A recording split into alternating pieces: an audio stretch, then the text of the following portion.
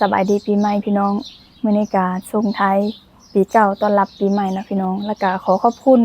ขอขอบใจทุกคนที่อยู่นำจะเพียวตั้งแต่ปีก่อนๆมาตั้งแต่เริ่มแรกที่จะเพียวเฮ็ดคลิปเนาะแล้วก็ขอให้ทุกท่านมีแต่ความสุขความเจริญปรารถนาสิ่งใดขอให้สุขสมหวังทุกอย่างเนาะพี่น้องเนาะขอให้ร่ำรวยขึ้นทุกคนเลยเนาะพี่น้องเนาะขอขอบคุณทุกกำลังใจและการติดตามรับชมทุกท่านเลยเนาะพี่น้องเอามื้อนี้ก็มานั่งว่าฟุงมกอยู่นี่ก็คือมีเรื่องนึงเนาะมาเว้าสู่กันฟังแล้วก็เกี่ยวกับสะพานมิตรภาพพี่น้องมื้อนั้นแหละที่จะเพียวไปถ่ายก็ยอดวิวก็ดีอยู่คนก็เบิ่งหลายก็คือว่าเป็นผลตอบรับดีอยู่พี่น้องแล้วก็มีไอ้คนนึงเนาะเพิ่นมาเว้าแต่ว่าความหมายเราก็บ่ได้เว้าให้สะเพียวดอกความหมายเราหรือว่าต้องการให้สะเพียวซื่อเพราะว่าเฮาเป็นช่องเนาะเพิ่นต้องการชื่อจังได๋ล่ะสะเพียวอ่านให้ฟังเนาะพี่น้องเนาะเรื่องนี้สะพานมิตรภาพแห่งที่5แล้วในฐานะเป็นคนไทยอยากให้คนลาวบางคนมีมิตรภาพกับไทยบ้างอย่าเอาเรื่องเก่ายุคเก่ามาด่าไทยเราว่าจังซี่เนาะจักเราต้องการหยังหรือว่าเราต้องการสื่อความหมายแบบใดสักเพียวก็บ่ค่อยเข้าใจปานใดหรือว่าเราต้องการสื่อผ่านช่องสะเพียวเนาะเพราะว่าเฮาเป็นช่องแต่ว่าช่องสะเพียวพัดบ่แม่นช่องใหญ่ช่องน้อยๆและก็ช่องสะเพียวบ่แม่นช่องที่จะมาเว้าเรื่องอันข่าวเรื่องประเด็นนู่นประเด็นนี้บ่แม่นเนาะช่องสะเพียวคนละแบบกันเนาะช่องสะเพียวก็จะเน้นหาอยู่หากินเฮ็ดอยู่ในกินแล้วก็ถ่ายนั่นถ่ายนี่ให้เบิ่งนิดๆหน่อยๆช่องเฮาบ่แม่นช่องเว้าเรื่องประเด็นการบ้านการเมืองหรือว่าเว้าเรื่องประเด็นข่าวนู่นนี่นั่นบ่แม่นเนาะช่องสะเพียวบ่แม่นแล้วก็เราบ่ได้มาเว้าให้สะเพียวแต่ว่าเราต้องการฝากถึงหั่นแหละฝากถึงคนลาวบางส่วนและสำหรับสะเพียวเนาะสะเพียวบ่เคยเว้าถึงประเทศไทยในทางที่บ่ดีและสะเพียวก็บ่เคยด่าคนไทยแต่ว่ามีบ่คนที่เว้าอันคือเราเว้าเนี่ยมีพี่น้องแต่ว่าบางส่วนน้อยอันนั้นน่ะหรือว่ามันอาจจะผ่านมาโดดแล้วแหละที่สะเพียวรู้มาที่ว่าก็เจ้าว่าให้คนไทยนู่นนี่นั่นน่ะสะเพียวก็เคยเห็น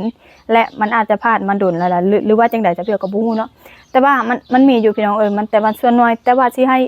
สะเพียวนี่ไปบอกเป็นกระบอกเสียงบอกเขาห้ามเขาบ่ให้เว้าให้คนไทยสะเพียวก็เว้าบ่ได้แต่ว่าสิ่งที่สะเพียวคิดก็สะเพียวก็อยากบอกอยู่ถ้าว่าบอกได้แต่ว่าเฮาก็บ่สามารถห้ามความคิดไผได้นะพี่น้องบ่สามารถห้ามเขาได้และบ่สามารถบอกเขาได้เนาะแต่ว่ามันก็มีอยู่ดอกพี่น้องสะเพียวบ่ปฏิเสธที่เว้าให้คนไทยนะสะเพียวก็เคยเห็นแต่ว่าเฮาก็เฮ็ดหยังบ่ได้พี่น้องมันมีส่วนน้อยดอกพี่น้องอันนั้นนะส่วนหลายส่วนใหญ่เลยคนลาวน่ะก็จะเว้าถึงคนไทยหรือว่าประเทศไทยนะเขาจะเว้าไปทางที่ดีแล้วก็มีแต่ชื่นชมมีแต่มักประเทศไทยสะเพียวว่าคนลาวเว้าถึงประเทศไทยนี่ประมาณเกิน 80% นะเว้าถึงทางที่ดีและชื่นชมประเทศไทยนะเพราะว่าประเทศไทยเนี่ยเป็นประเทศที่อันดับต้นเลยที่คนลาวเว้าถึงแล้วก็ชื่นชมหลายที่สุดเนาะเพราะว่าเป็นหยังเป็นบ้านพี่เมืองน้องกันแล้วก็ไปมาหาสู่กันได้ง่ายมันติดกันเป็นประเทศที่ติดกันมีแค่แม่น้ำกันแค่นั้นมันไปมาหาสู่กันง่ายแล้วก็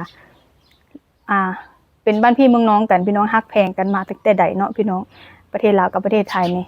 เพราะว่าที่ว่าเฮาเห็นคนส่วนหลายน่ะถึงประเทศไทยมีแต่ชื่นชมมีแต่มักประเทศไทยแล้วก็ชื่นชมประเทศไทยคือความเจริญรุ่งเรืองแล้วก็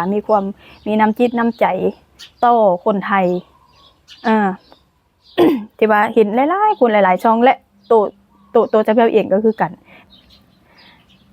นั่นแหละพี่น้องที่เว้ามาเนาะถ้าเพียวน่ะบ่เคยเว้าให้ประเทศไทยสิคิดว่าประเทศไทยมีบุญคุณกับจะเพียวก็ว่าได้เนาะพี่น้องเพราะว่าแต่ก่อนเฮาก็อยู่ประเทศไทยค้าขายนู่นนี่นั่นก็ได้ย้อนพี่น้องคนไทยมาซื้อของช่วยนู่นนี่นั่นเฮาก็ค้าขายเฮ็ดธุรกิจอยู่ไทยนำเอื้อยแล้วก็เฮ็ดช่องหรือว่าเฮ็ดช่องอันต่างๆก็มีแต่คนไทยเพิ่นเบิ่งให้ช่องปัจจุบันที่จะเพียวนั่งเว้านี่ก็ 90% คนไทยเบิ่งให้ก็ได้ย้อน คนไทย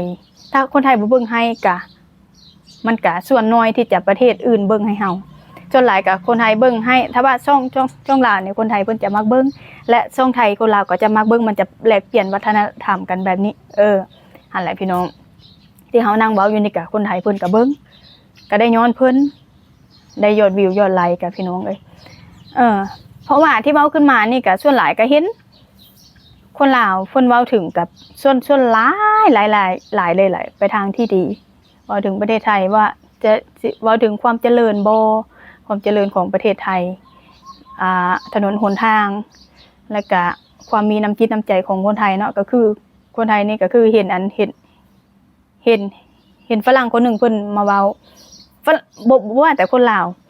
ฝรั่งเขาก็ยังเว้าว่าประเทศไทยคือประเทศที่สยามเมืองยิ้มของแท้เนาะแล้วก็คืออีหยังก็มีน้ำใจนะพี่น้องอันก็มีข่าวอันนึงฝรั่งเพิ่นมาแล้วมาเที่ยวนะ แล้วก็หิวข้าวแล้วก็ขอกินข้าวในโต๊ะที่มันเหลือของลูกค้ากินน่ะก็เจ้าก็บ่ให้กินตัวนั้นเขาก็เอ็ดอันใหม่มาให้โดยที่บ่ได้เก็บเงินเก็บคำนั่นแหละนั่นแหละความมีน้ำใจของคนไทยถ้าว่าเป็นเมืองนอกเนาะอันนี้ฝรั่งคนนั้นเพิ่นเว้าอันนี้เพิ่นเว้าเองเนาะสะเพียวบ่ได้เว้าเองเพิ่นว่าถ้าเป็นประเทศของเพิ่นจังซี่น่ะถ้าพระเจ้าไปขอกินบัดนี้เขาจะไล่หนีเลยก็จะบ่ได้มีหยังก็น้ำใจคือคนไทยก็จะแล้วว่าจังซี่แต่ว่าสะเพียวก็บ่รู้ว่ามันเป็นบางประเทศบ่แบบนั้นน่ะอันคนไทยเนี่ยบ่ว่าแต่ว่าคนต่างชาติหรือว่าคนไทยนำกันพอเห็นเล่ร่อนแน่เห็นอีหยังกะย่าอยู่ข้างทางเล่ร่อนหิวโซมาย่างนำแคมทางเขาก็มีน้ำใจนำกันเบิดฝรั่งเขาเอามาว่าบ่แม่นแค่คนลาวเฮาเนาะฝรั่งเขาก็ยังชื่นชมหั่นแหละก็คือแต่ว่าความหมายของอ้ายเราเว้าก็ต้องการซื่อถึงคนที่เว้าหั่นแต่ว่าเราก็มาว่าผิดม่องเนาะเพราะว่าช่องกับพี่บ่แม่นช่องที่แบบว่าเว้าเกี่ยวกับอันข่าวต่างๆกับกระแสต่างๆบ่แม่นเนาะก็คือนั่นแหละแบบว่าอันคนนึงเว้าแล้วเราย่างมาเว้ากับคนนึงนะอันนี้สะเพียวงงสะเพียวบ่เข้าใจเพราะว่าสะเพียวบ่เคยเว้าแบบนี้ให้คนไทยไงสะเพียวก็บ่จักดอกว่าเรามีอคติกับคนลาวส่ำใดสะเพียวบ่ฮู้แต่ว่าถ้าเจ้ามาเว้าในช่วงที่ก็เจ้าบ่ฮู้อีหนูอีเหน่แล้วก็เจ้าบ่รับรู้นำน่ะสะเพียวว่ามันก็บ่ค่อยถูกต้องปานใดเนาะเจ้าต้องไปเว้าช่องที่เขาเจ้าโจมตีคนไทยหรือว่าคนที่เขาเว้าให้คนไทยนั้นมันจังสิถูกต้องถ้าว่าคนนึงเว้าแล้วย่างมาเว้ากับคนนึงมันจะบ่แม่นคนที่เขาบ่ได้ฮู้เรื่องนำเขาจะบ่เข้าใจหั่นน่ะแต่ว่าเราก็บ่ได้เว้าให้สะเพียวดอกเราคงแบบว่าเครียดอีหยังสักอย่างหรือว่าอคติอีหยังสักอย่างสะเพียวก็บ่รู้อันนี้นะแต่ว่า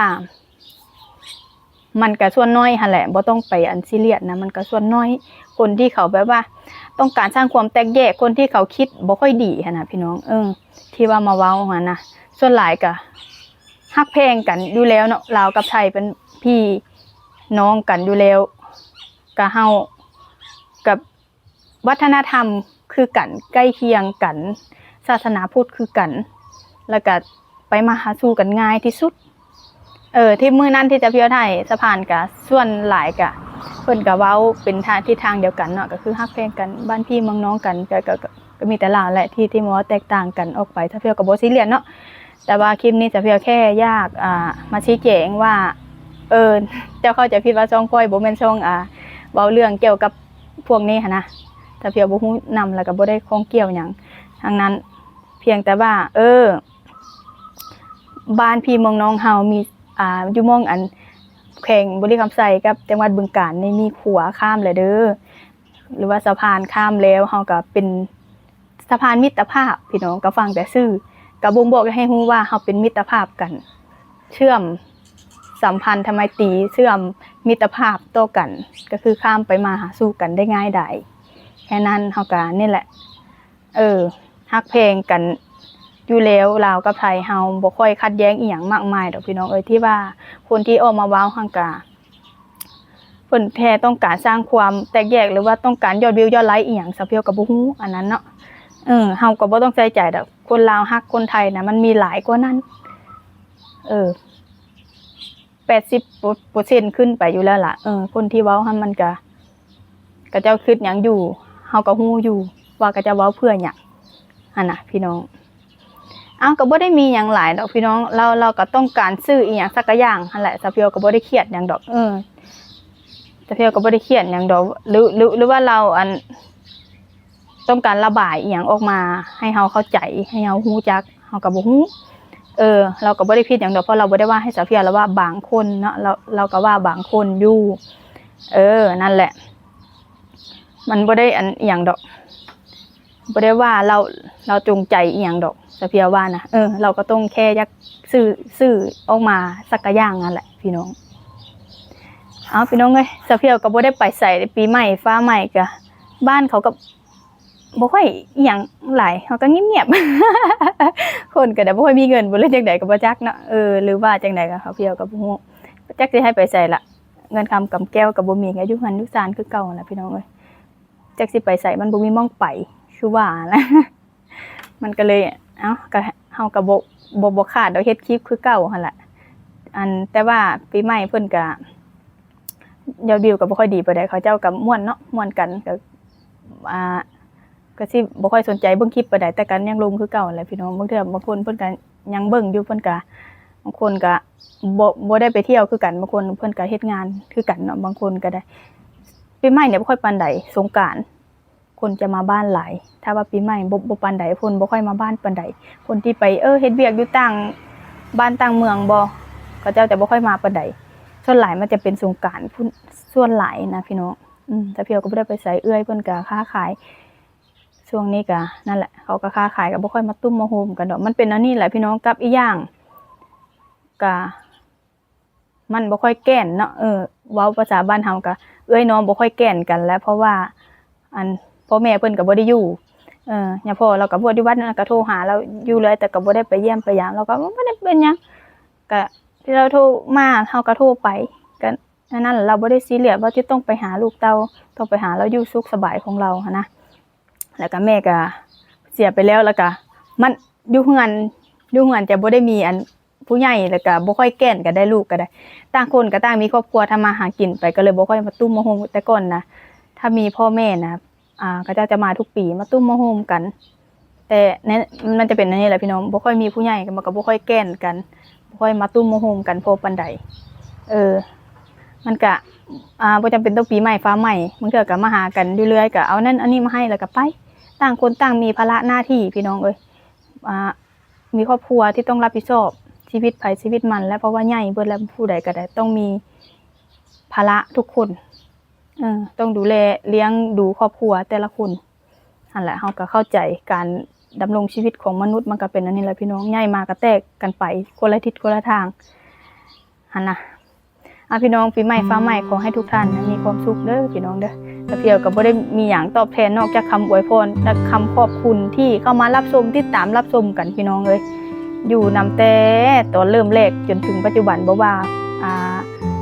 ผู้อยู่เก่าและผู้อยู่ใหม่นะพี่น้องก็ขอขอบคุณหลายๆที่เข้ามาติดตามรับชมกันพี่น้องเป็นกำลังใจให้กันอยู่ตลอดเนาะพี่น้องเนาะสำหรับมื้อนี้ก็ขอตัวลาไปก่อนนะพี่น้องพบกันใหม่คลิปหน้าสบายดี